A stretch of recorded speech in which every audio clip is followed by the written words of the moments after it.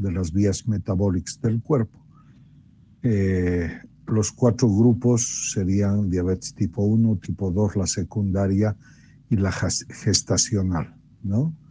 El diagnóstico también ya se ha visto, y tenemos las complicaciones agudas, que son la hiperglucemia, el estado hiperglucémico cetoacidótico, el estado hiperglucémico hiperosmolar y las hipoglucemias. Y las crónicas están dadas por las macroangiopatías o aterosclerosis del cerebro y del corazón, las microangiopáticas, que serían la retinopatía en la retina, nefropatía en el glomérulo renal, y la neuropatía a nivel de las fibras nerviosas, ¿no? De los axones fundamentalmente de las fibras nerviosas.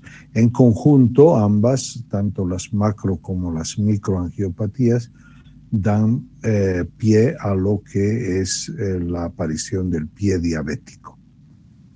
Si nosotros vamos a hablar de los estados hiperglucémicos, podemos indicar que existen 2, la cetoacidosis diabética y el estado hiperosmolar, ¿no? La clínica y de las causas precipitantes, podemos decir que los signos de alerta que nos llevan hacia la existencia de estados hiperglucémicos, pues están dados fundamentalmente por los signos clásicos en la diabetes, que si hablamos de los estados hiperosmolares o de los estados hiperglucémicos, tenemos la sed, la poliuria, polidipsia, polifagia, pérdida de peso y compromiso posterior del estado mental. En la hipoglucemia, por el otro lado, los datos clínicos que nos ayudan son fundamentalmente los datos los neuroglucopénicos, quiere decir cuando hay una disminución de la concentración de glucosa a nivel del cerebro, ¿no? La hiperglucemia, nosotros por definición la tenemos cuando en la sangre existe más de 100 miligramos por decilitro, ¿no? Y si nosotros estamos evaluando estados hiperglucémicos, vemos que la cetoacidosis diabética no tiene niveles de azúcar tan elevados como lo tiene el estado hiperglucémico hiperosmolar. Eso es importante. Las causas que pueden llevarte a estos estados son el abuso de alimentos, también el abandono de la medicación, el sedentarismo y las enfermedades que puedan acompañar a la diabetes, como fundamentalmente son infecciones y cirugías, ¿no? Entonces, entre los datos importantes está la sed y también está la sensación de apetito, hambre, hay un cansancio, malestar, hay un adelgazamiento, y en la cetoacidosis tenemos la típica olor a acetona que se emite en el aliento, ¿no? También aparecen los calambres, y algo que ya no vemos en la actualidad es la parte de del coma de los estados hiperglucémicos, ya sea del estado cetoacidótico o del hiperosmolar. Generalmente acuden al médico en estados previos donde sí hay cierto compromiso del estado mental, pero no se llega al coma, ¿no? Entonces, existe estos síndromes de hiperglucemia, como habíamos dicho, donde hay un estado de hipovolemia o de deshidratación y el síndrome cetoacidótico. El síndrome de hiperglucemia se acompaña, como hemos dicho, de poliuria, polidipsia, pérdida de peso, astenia, debilidad, somnolencia, cefalea. Existe aumento del apetito, o si es que existe un estado de cetoacidosis, hay una anorexia, la visión borrosa y alteraciones de los niveles de conciencia. En los estados hipovolémicos o de deshidratación hay la boca seca, el enoftalmos, piel, turgor disminuido, calambres musculares. Y también podemos tener taquicardia, hipotensión arterial y este signo que es bastante característico, que es la hipotensión ortostática. En el estado cetoacidótico, clínicamente tenemos un aliento cetogénico, podemos tener la respiración de Kussmaul, con náuseas, vómitos, atonía gástrica. Hay un dolor cólico abdominal característico en el estado cetoacidótico. Y esto es por un dolor tipo cólico constrictivo a nivel del peritoneo y de la irrigación a nivel de los intestinos. Puede haber un enrojecimiento de cara, pómulos, labios y orejas. En la cetoacidosis diabética, en la fisiopatología tenemos que para la cetosis debe haber un déficit de insulina. No así para el hiperosmolar, que en el hiperosmolar suele haber un hiperinsulinismo y que nos lleva hacia una diuresis osmótica y deshidratación.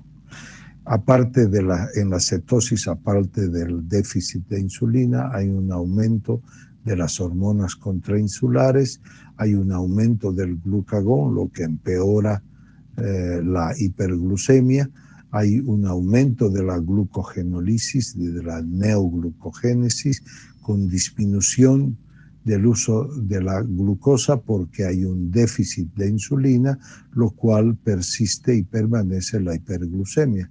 Y como no puede utilizar los niveles, o sea, no puede usar la glucosa como fuente de energía, entonces se activa un proceso de cetogénesis con un aumento de la lipólisis y con salida de glicerol y ácidos grasos libres. Estos ácidos grasos libres entran al hígado y entonces sufren una transformación para producir los cetoácidos o los cuerpos cetónicos.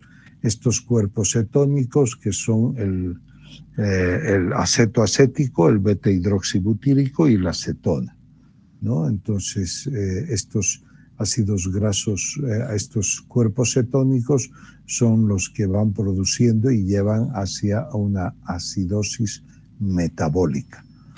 En el laboratorio nosotros tenemos una glucemia entre 200 y 300, una cetonuria positiva, hay una pérdida de los iones de sodio, aumento del potasio, porque el potasio sale de la célula.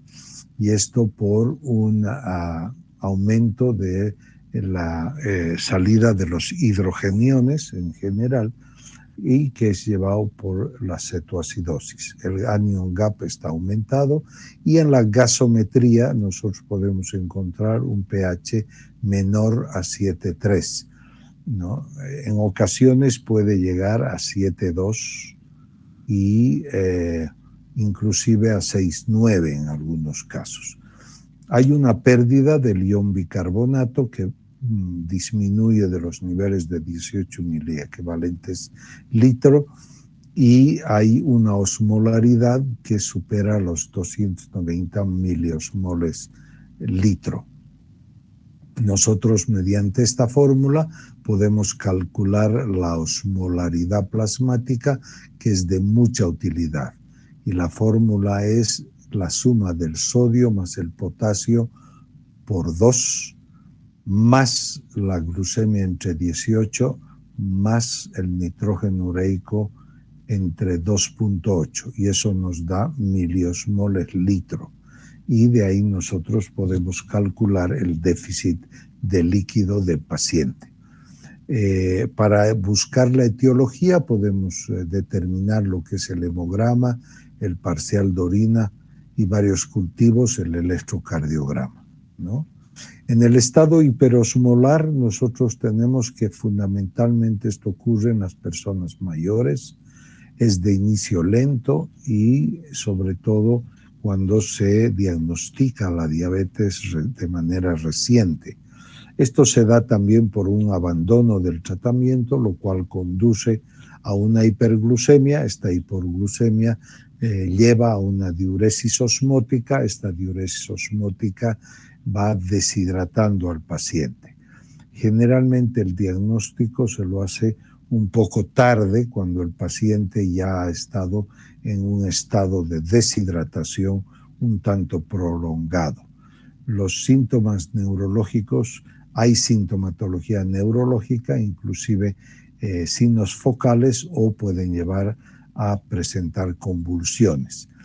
Las causas precipitantes más frecuentes son esto, ¿no? El abandono del tratamiento o la presencia de enfermedades intercurrentes que lleven a una hiperglucemia y a no un tratamiento adecuado que pueda ser para bajar los niveles de glucemia.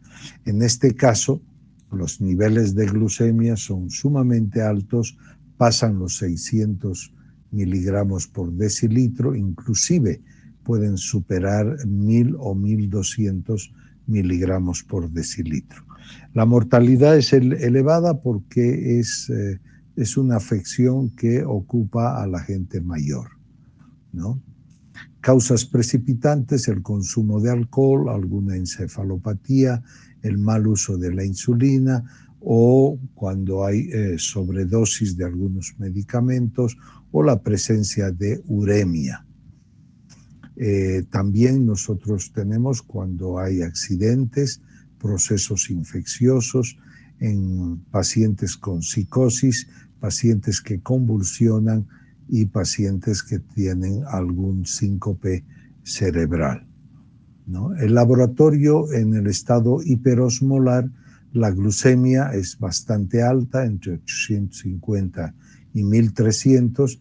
La cetonuria es negativa, el sodio está aumentado, el potasio disminuido, el anion gap también es un poco alto, la gasometría está alrededor de 7.3, no existe acidosis, el ion bicarbonato se mantiene más o menos dentro de límites normales, pero lo que sí tenemos es una osmolaridad plasmática muy alta, por encima de 320 miliosmoles litro. La etiología: para buscar la etiología también vamos en busca de lo que es el hemograma parcial de orina, los cultivos y un electrocardiograma. ¿Cuáles son los datos que diferencian entre un estado cetoacidótico y un estado hiperosmolar? El cetoacidótico es más frecuente en la diabetes tipo 1, y recordemos que en la tipo 1 hay una insulinopenia, y para que haya cetoacidosis tiene que haber insulinopenia. En cambio, en el hiperosmolar, que es más frecuente en la diabetes tipo 2, aquí lo que prevalece es, aquí hay un error, hay una hipovolemia, está bien, porque en la diabetes tipo 2 hay una gran hiperglucemia, ¿no?, que lleva a un descontrol del estado osmolar del cuerpo. Predomina entonces en la cetoacidosis la acidosis, y en el hiperosmolar la hipovolemia. La glucemia no está tan alta en la cetoacidosis, está muy alta en el hiperosmolar.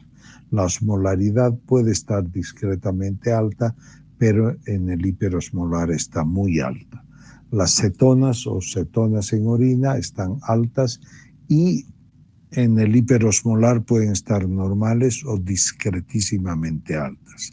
La acidosis siempre está presente, con un pH menor a 7 y con un déficit de bicarbonato, y aspecto que no ocurre en el estado hiperglucémico hiperosmolar.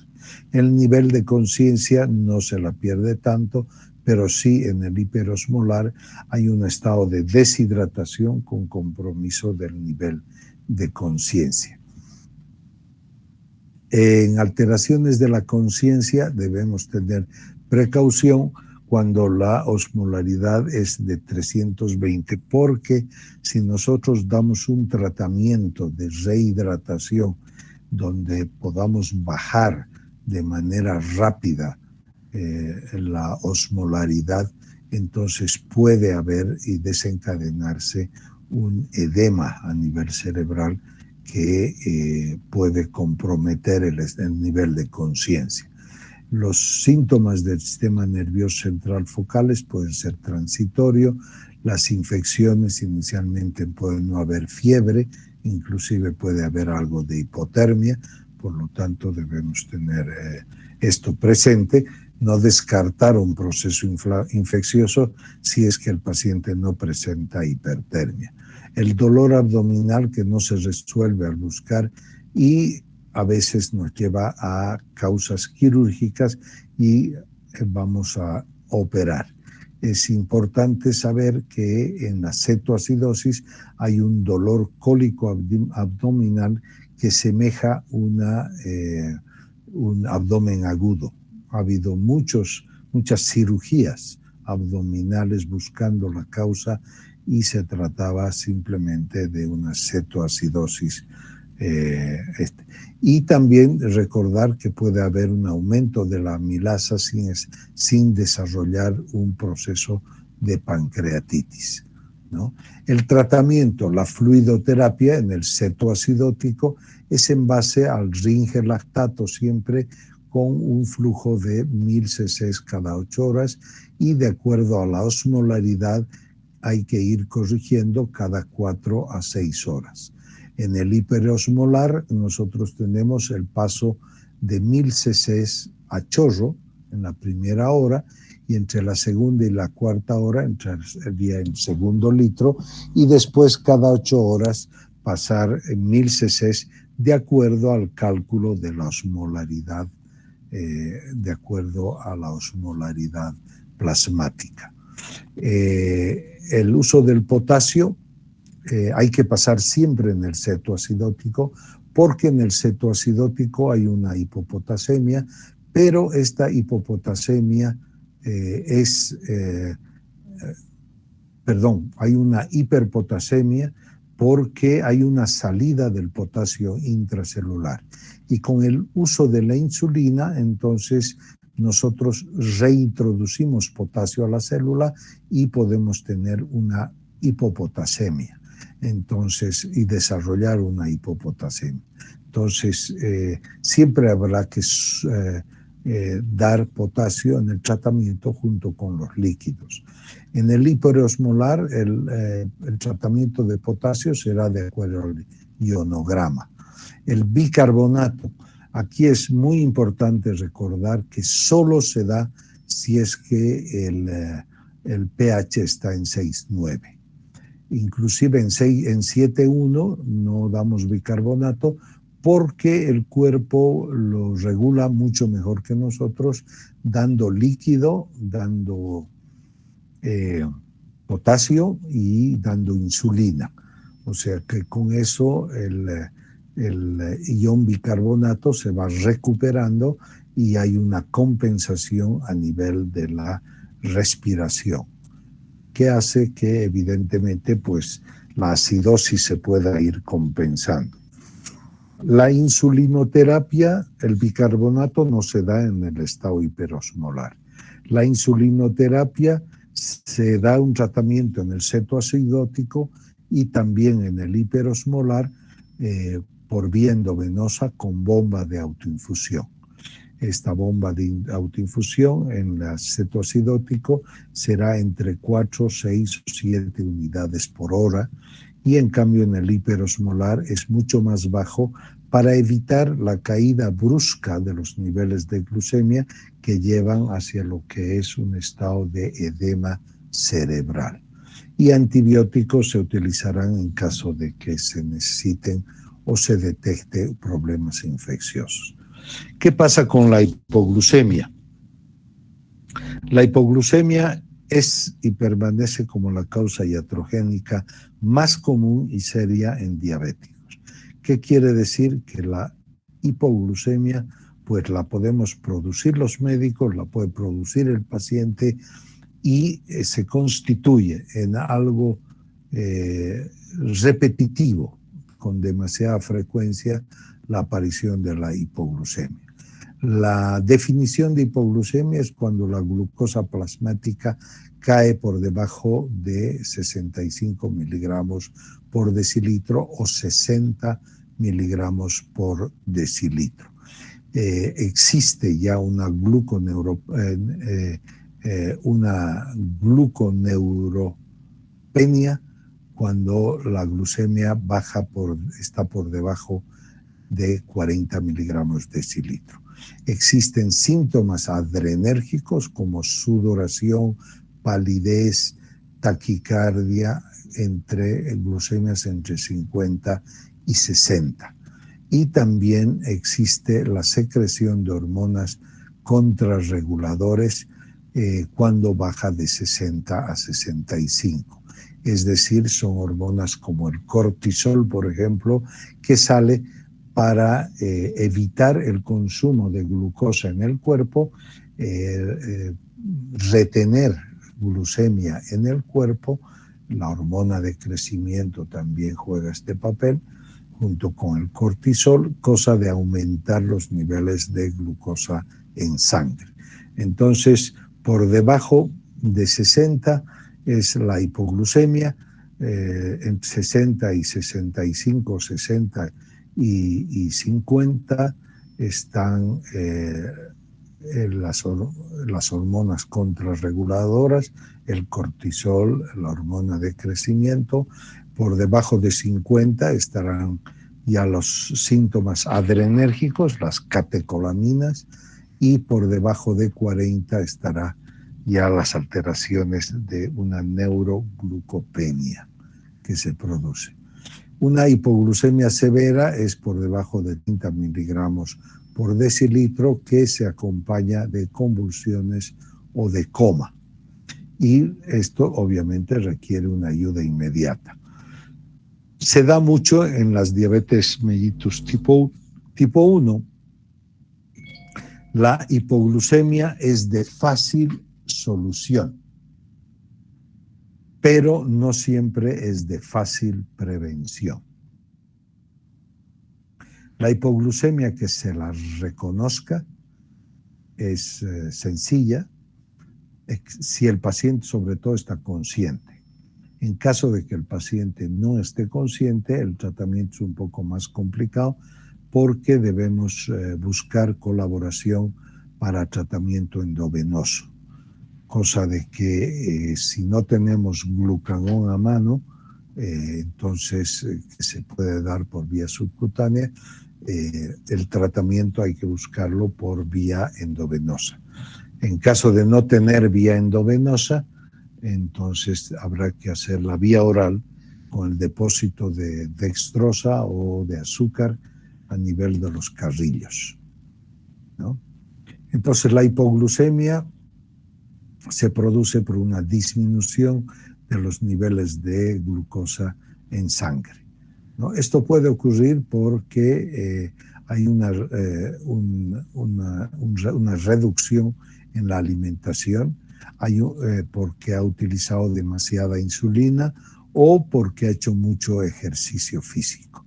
Los síntomas autonómicos están dados por diaforesis, palidez, palpitaciones, temblor. Aquí nosotros tenemos que saber que cualquier diabético con el nivel de conciencia alterado, pero con diaforesis, eso quiere decir sudoración fría y pálida. Sudoración fría y pálida es hipoglucemia, ¿no? También puede acompañarse de palpitaciones y temblor. Al principio puede haber un estado de ansiedad, de aprensión y nerviosismo. Todos estos datos el paciente debe aprender a reconocer con tiempo para prevenir los niveles de hipoglucemia. Entonces, lo más característico es la sudoración fría pegajosa y temblor en el cuerpo, ¿no? Eso es importantísimo. Y esto ocurre antes de perder los niveles de conciencia. Los síntomas neuroglucopénicos globales están la cefalea, que es relativamente frecuente, y dice, doctor, a media tarde, a la hora después de haber comido, me viene un dolor de cabeza. Ojo, puede ser hipoglucemia. Hay una sensación de hambre, porque como hay hipoglucemia, el cuerpo lo interpreta y dice hay que comer. Entonces hay una sensación de hambre. Hay una debilidad muscular por la pérdida de glucosa a nivel del estado de los músculos. Hay un estado de vértigo, o sea, sensación giratoria de objetos. Hay una torpeza mental, confusión. Hay una conducta anormal del paciente. Es beligerante, es peleón, es renegón y se encuentra irritado.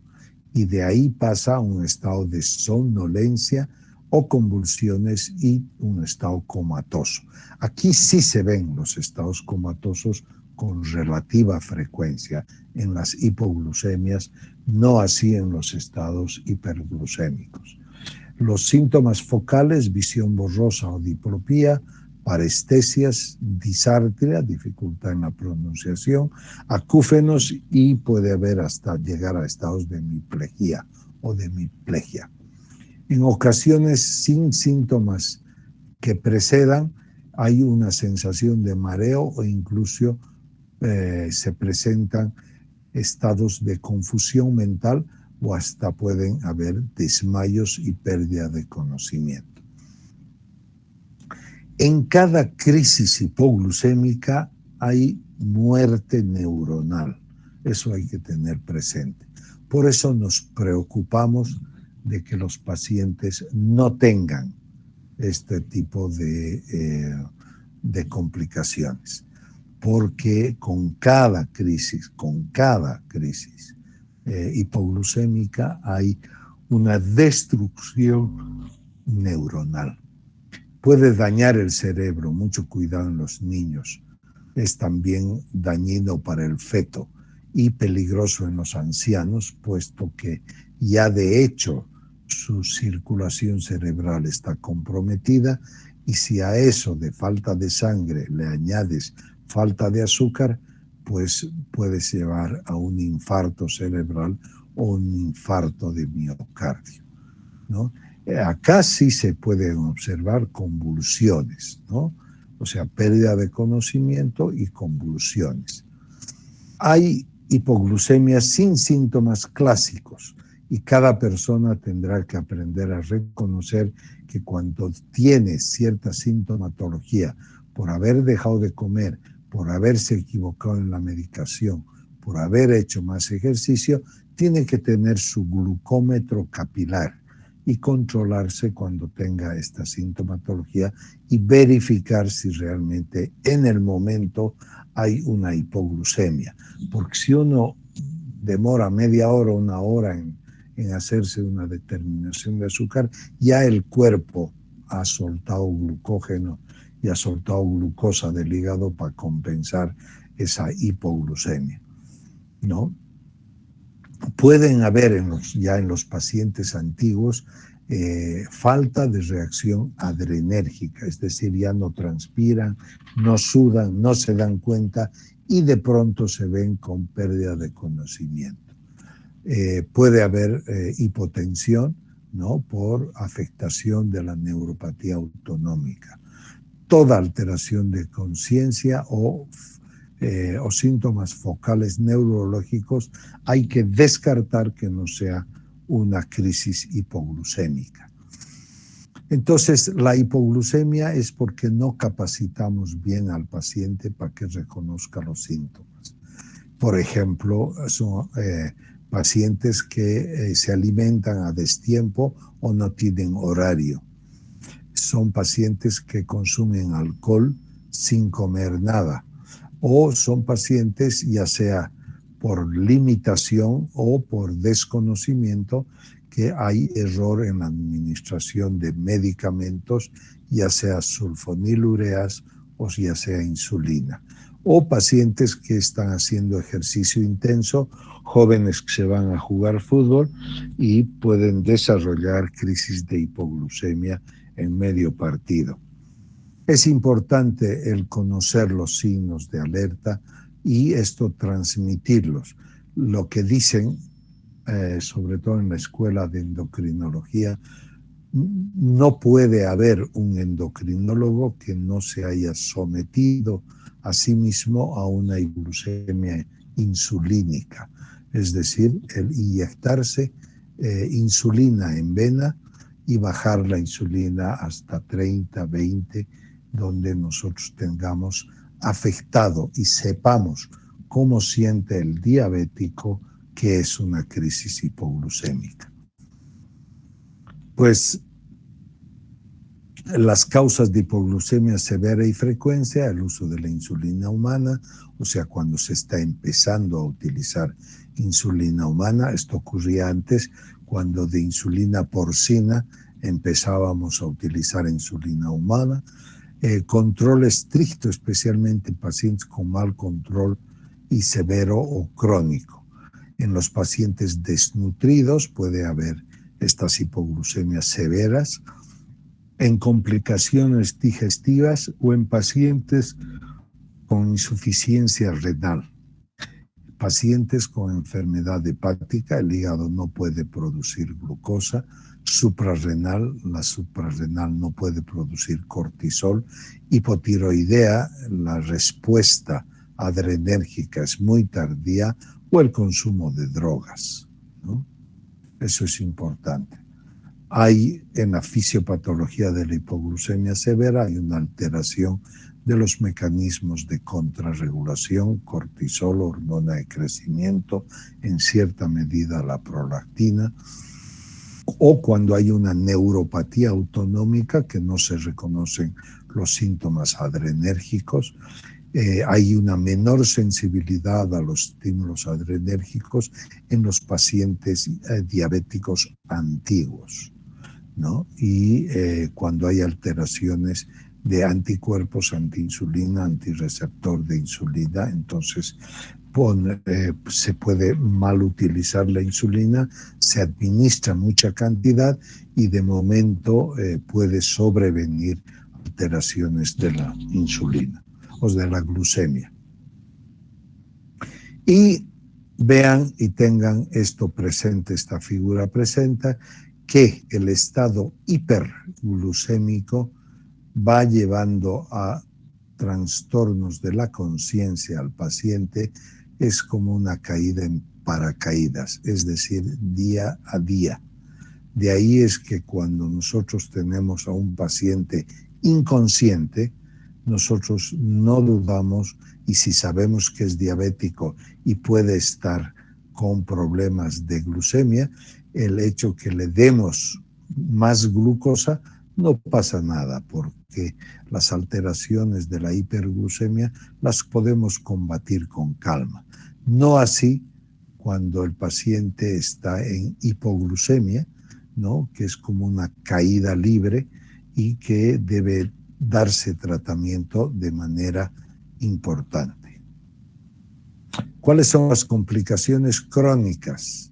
Las complicaciones crónicas debemos tener en los pacientes siempre una tabla de seguimiento para poder hacer seguimiento con los pacientes, ¿no? Tanto clínicas, o sea, en la historia clínica, como también de laboratorio, ¿no? Las complicaciones oftalmológicas son alteraciones oculares, obviamente nosotros no las vamos a tratar, pero debemos evitar que se produzcan. Y esto es importante porque pueden haber alteraciones perioculares como neuropatías oculomatoras del segundo par y neuritis del trigémino. Nosotros tenemos también la retinopatía, que puede ser simple, no proliferativa, donde encontramos microaneurismas, exudados y hemorragias, o la parte complicada o proliferativa que lleva hacia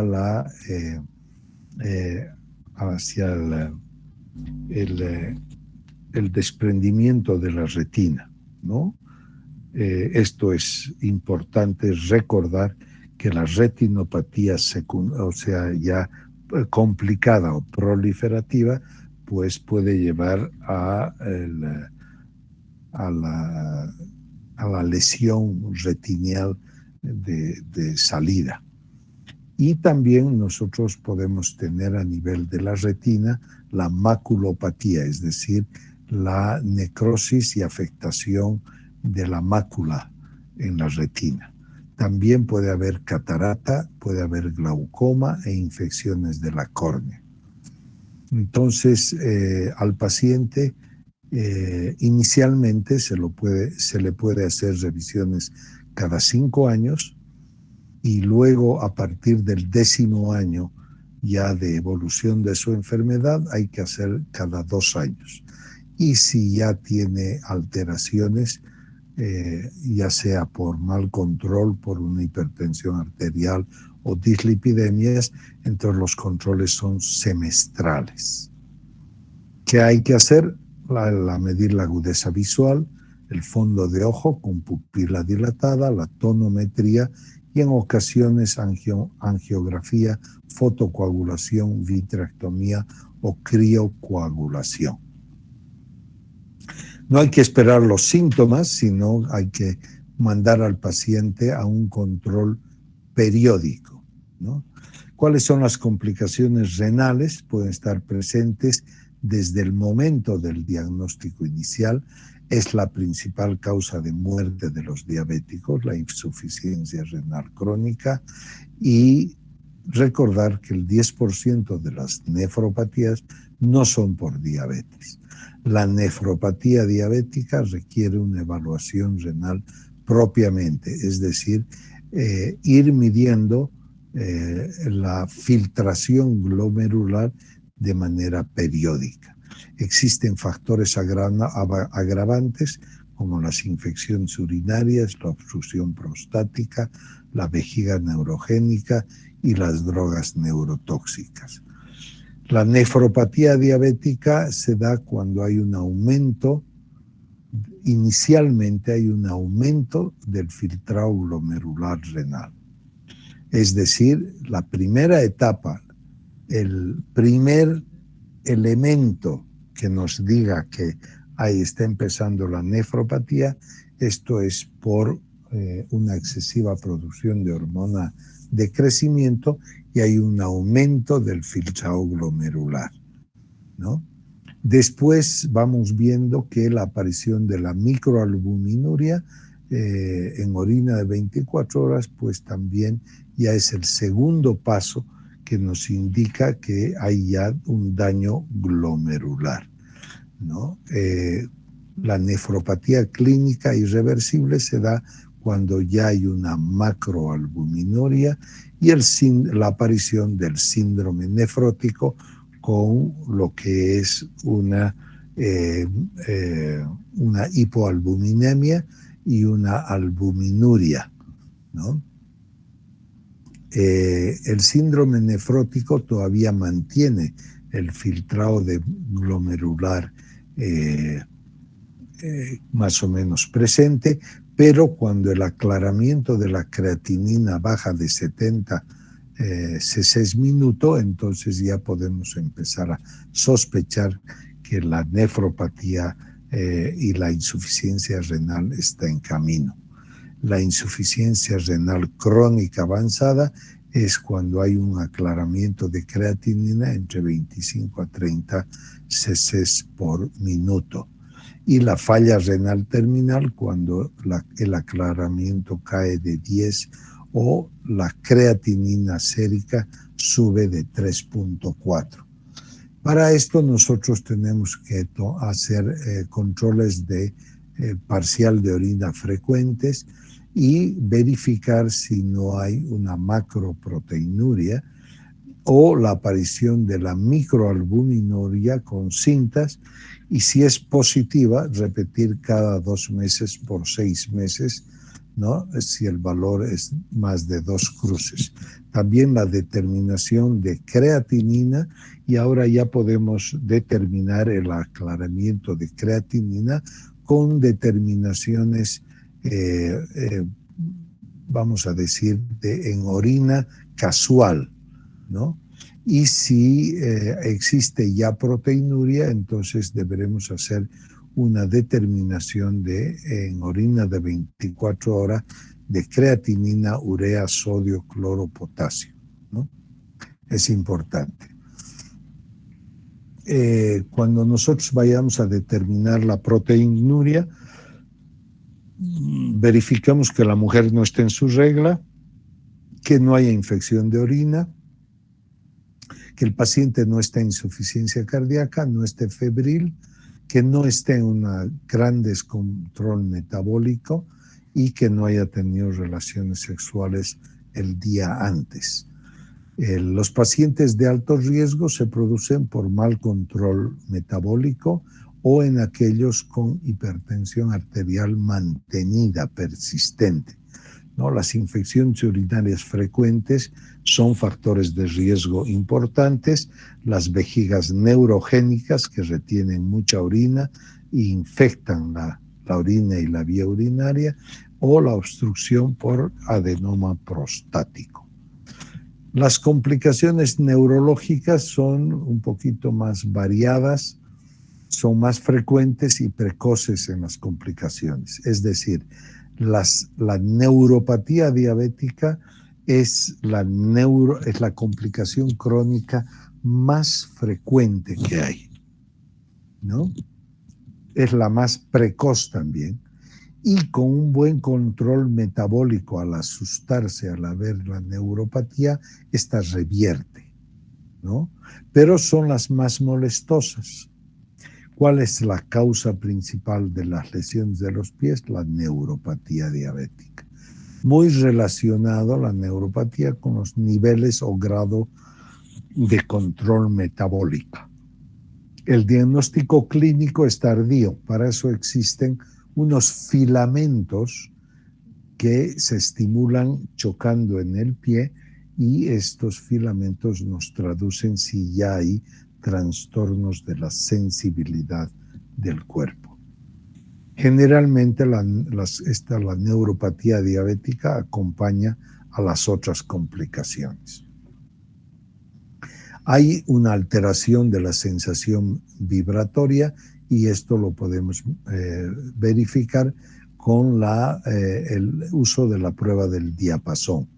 También alteración de la función presora con el monofilamento de 10 gramos que les había dicho, y de la dolorosa con un pinchazo de alfiler, ¿no? Para medir qué tanta respuesta existe.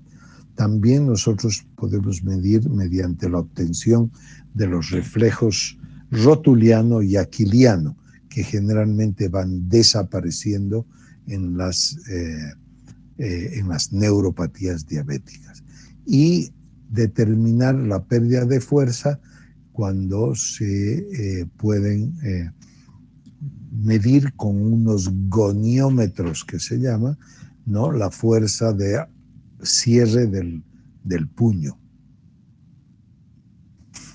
Existen muchas formas clínicas donde hay una polineuropatía, una mononeuropatía, una neuropatía tóraco-abdominal, una plexopatía, y por atrapamiento, ¿no? Es lo típico, el examen del túnel del carpo. Entonces, estas formas clínicas, que además a esto se añaden las neuropatías viscerales. Estas viscerales u autonómicas afectan al sistema cardiovascular, gastrointestinal, genitourinario y varias, ¿no? El protocolo de seguimiento, habrá que hacer una historia completa al inicio. Hay que actualizar datos anualmente. Hay que realizar controles cada 3 o 4 meses. La antropometría, pues todo lo que sea peso, diámetro, talla, etc. Hay que hacer una inspección de los pies siempre. Hay que palpar los pulsos periféricos. Hay que medir la sensibilidad y reflejos, y la visita al oculista, como se ha dicho, al principio cada 5 años, luego posteriormente cada 2 años y después cada 6 meses, ¿no? Y también la determinación de lo que son los exámenes de sangre. Bueno, con esto hemos llegado al final. Muchísimas gracias.